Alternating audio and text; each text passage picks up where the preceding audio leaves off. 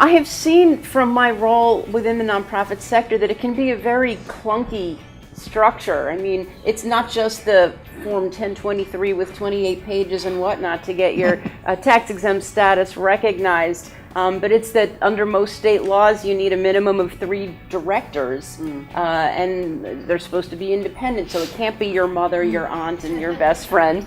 There needs to be an annual meeting, and there needs to be minutes, and there needs to be resolutions, and audited financial statements, and so forth. And sometimes when you have a spirit like this and a project to go with it, you're not going to sit around and wait for all that stuff or devote or divert your energies to all of that what feels like background noise. So could I add one point though?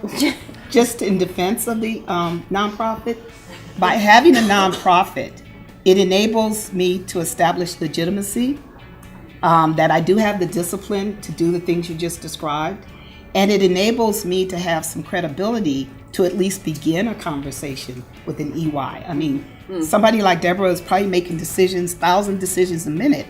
And, you know, everybody has a sad story. Everybody has a good cause. But I presume there are measurements of who will get your attention. So I say the nonprofit is important to be a part of your arsenal to establish your pedigree.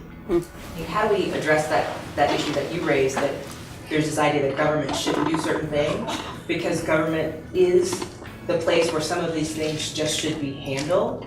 And if government were able to handle them, you wouldn't have all of these nonprofits trying to build individual infrastructures with like 30 people here, 40 people here, 30 people here, 40 people here, reporting, spending, a third of their time on paperwork reporting, fundraising, and actually they could just be doing the work. How do we translate this reality of how the nonprofit sector is sort of in the vice grip of vastly reduced resources to something where you could have real systemic change at a larger level?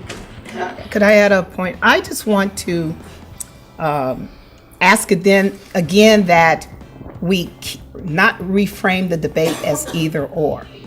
I agree.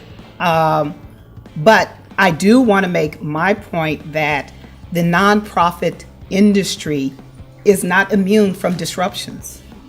And there has been a categoric disruption in how we fund change in our global society. And so the challenge that I'm trying to push back with my limited perspective is the nonprofits, like anybody else, has to look critically at